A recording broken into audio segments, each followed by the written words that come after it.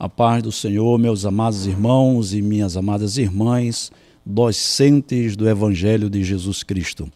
Louvamos a Deus por esta graça, por esta oportunidade que o Senhor tem nos concedido de, neste momento, estarmos fazendo a abertura do trimestre da lição de juvenis que tem por título Queda e Redenção. Agradecemos a Deus em primeiro momento e também ao Santo Ministério pela oportunidade que assim nos reserva de estarmos diante de vós para apresentar uma lição com subsídio tão excelente. Falar de queda e redenção remota a Gênesis e finaliza em Apocalipse, mas o seu ponto intermediário nos Evangelhos de Jesus Cristo, trazendo a redenção humana através do Senhor e Salvador Jesus Cristo, o Cordeiro de Deus, que tira o pecado do mundo. Meus amados irmãos, a nossa lição de número 1 vai falar especificamente sobre queda.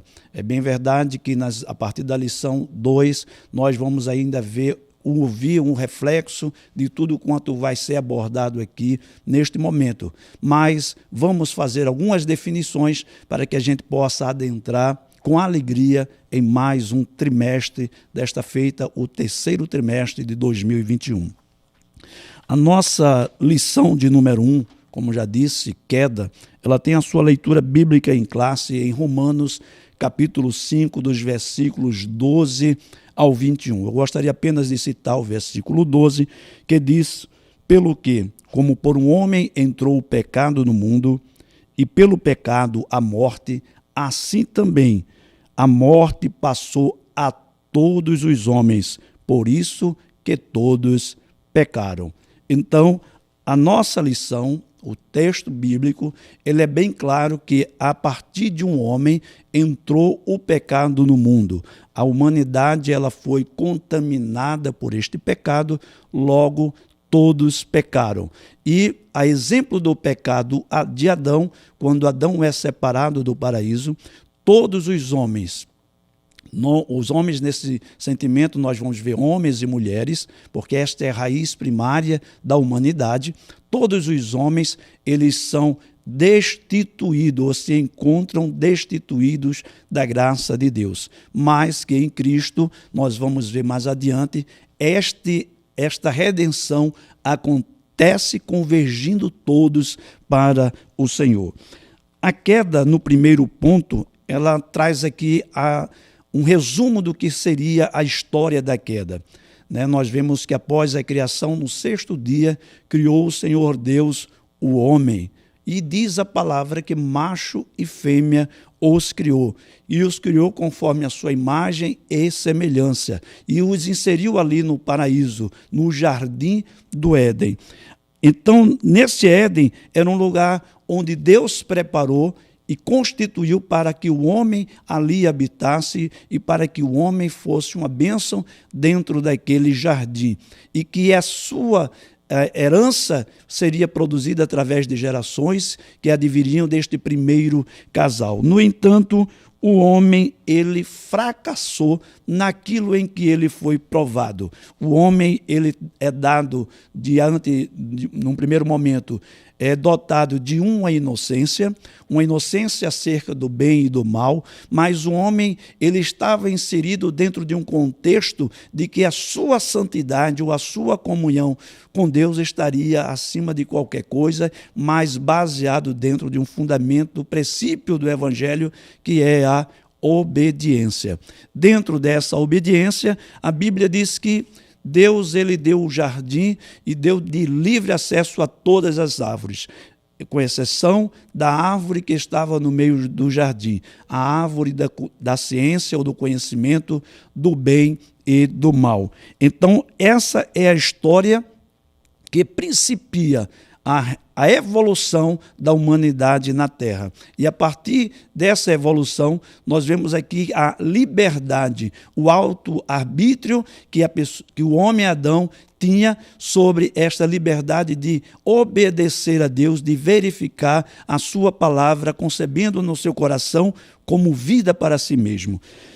Mediante a provação, quando a Bíblia diz que Satanás ele envolve um dos animais que tinha uma certa astúcia, ele diz a Bíblia que era mais astuta de todas as serpentes, de todas as animais, era a serpente, e ele induziu a Eva ao erro, induziu o homem Adão ao erro, e ambos transgrediram o mandado do Senhor de não tocar no fruto que estava ali no meio do jardim. Então, diante de uma negativa, diante de uma proibição ou antes de uma orientação, o homem resolveu dar crédito àquela palavra sugestiva que lhe pareceu bem aos ouvidos.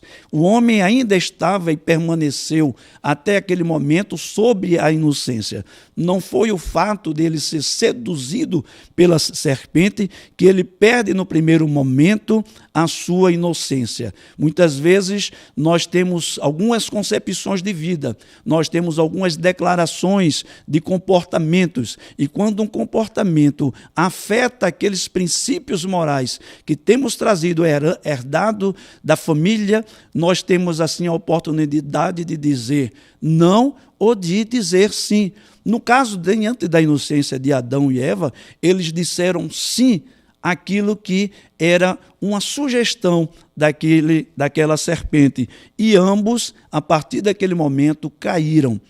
E quando este homem cai, ele começa agora a perceber que houve um erro na trajetória de sua vida. E eles, envergonhados, escondem-se e tornam-se nus. O segundo ponto, esse é o princípio, a queda. A queda é sair de um lugar anteriormente vivido, daquilo onde o homem tinha sido posto, e entrou em contramão ali com aquelas orientações que eram advindas do Senhor. O segundo ponto vai falar sobre a criatura contra o Criador. Como disse a princípio, a contrariedade está no princípio da desobediência. O homem, ele resolve ouvir uma voz diferente daquela que ele estava acostumado a ouvir. Ao findar do dia, entre uma tarde e outra, este homem, ele dá ouvidos a uma voz estranha, porque ele alegra o seu coração ter, além da semelhança moral com Deus, ele quer ter uma aproximação maior com Deus, não querendo ser semelhante a Deus, como foi o objetivo de Lucifer, aquele anjo caído, aquele anjo que rebelou-se, mas ele teria, assim, num primeiro momento, isso, a grosso modo, que nós percebemos, era de ter uma aproximação de Deus. Como disse, estando ainda na inocência. Quando eles comem do fruto, que os olhos são abertos, então eles veem que pecaram contra Deus, eles saíram da presença de Deus e eles se envergonham e, com medo, eles se escondem. Então veja que agora a razão passa a vida de Adão e Eva sobre as circunstâncias das consequências do seu erro. As consequências que nós viremos ali a partir da lição de número 2. Dentro dessa lição aí do número 2, tem o texto áureo, né, sobre esta lição, que está em Gênesis capítulo 3, versículo 6. E vendo a mulher que aquela árvore era boa para se comer, e agradável aos olhos, e árvore desejável para dar entendimento, tomou do seu fruto e comeu, e deu também a seu marido, e ele comeu com ela. Aqui nós vemos aqui o homem nas suas necessidades, onde ele se coloca diante de uma possibilidade de conhecimento maior daquilo que ele já tinha. E isso aí não caracterizava como um ato de perdição, o desejo, mas quando ele cedeu ao desejo, então abre-se os olhos, e entre os 3 níveis que 1 João capítulo 2, versículo 16 fala sobre a concupiscência da carne, a concupiscência dos olhos e a soberba da vida. O homem agora perdeu o seu prumo, Em uma linguagem popular, ele perdeu o freio. Agora ele foi desenfreado nos seus atos pecaminosos. Então o homem ele cai num processo de degenerescência. Ele começa agora a perder a primeira comunhão com Deus, a perder a sensibilidade daquilo que a inocência trazia para o seu coração nos seus dias de inocência, e agora ele entra numa realidade de distanciamento do Senhor através do seu aborrecimento. O terceiro ponto, ele traz como subtítulo como ser condenado por um pecado cometido por outra pessoa. Esse é o grande questionamento de muitos. Como um homem pode ser condenado através dos atos de outro homem? Lembre-se, a lição vai ser bem clara. O homem Adão, ele é representante de toda a humanidade. O homem Adão é aquele que ele se percebe como o constituinte de uma humanidade. Então, ele está lá vendo uma contradição. O homem natural, ele vê essa contradição. Mas a Bíblia diz em Romanos capítulo 3, versículo 23, que todos pecaram. Todos, absolutamente todos, inclusive em pecados semelhantes ao de Adão. Então, este é um drama vivido, porque ele afasta o homem Adão do Deus, do Deus divino, que tinha aquela comunhão com o homem e a sua mulher. O quarto ponto e último subtópico, ele diz que, e último tópico, um peso e uma medida. E começa assim: a boa notícia é que Deus usou a mesma regra para salvar a humanidade, conforme Romanos capítulo 5. Um ato da transgressão humana o destituiu da presença de Deus. Agora, um ato de justiça em Cristo Jesus o traz de volta. Jesus é aquele onde Deus, em João 3,16, diz que ele amou o mundo de tal maneira que ele entregou, ele deu, ele ofertou ao seu único filho, o seu unigênito, para que todo aquele que nele crê não viesse a perecer, mas tivesse a vida eterna. E Romanos capítulo 5, versículo 8, ele vai dizer que esta é a prova do amor de Deus, em que Cristo morreu por nós, sendo nós ainda pecadores. Então, se nós temos a semelhança de Adão, o Adão pecaminoso, o Adão cheio de vontades, o Adão cheio de desejos, nós temos que, sim, que temos a nossa responsabilidade.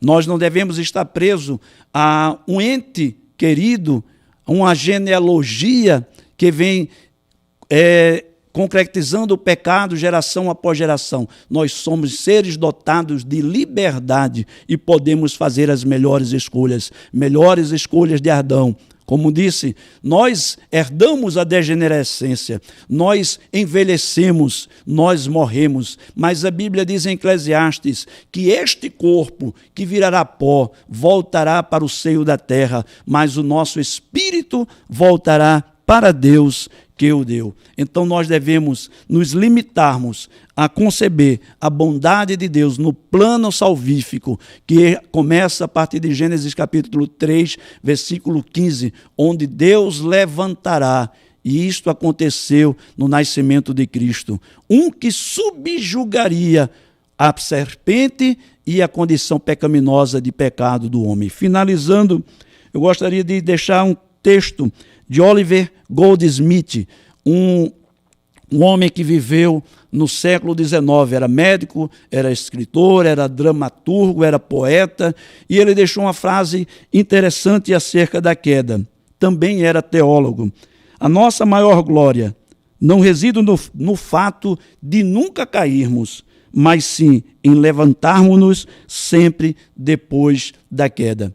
Que Deus em Cristo nos reserve esse momento de uma autoconsciência para avaliarmos os nossos caminhos, avaliarmos a nossa necessidade de Deus, porque o homem, ele é, diante de Deus, uma criação, e uma criação que a própria Bíblia diz como a mais perfeita, a mais honrada das criações. Que Deus em Cristo abençoe a você nesse trimestre, que você possa dialogar com os seus alunos sobre as verdades da queda e principalmente as verdades da redenção que há em Cristo Jesus, nosso Senhor. Que Deus nos abençoe, em nome de Jesus. Amém.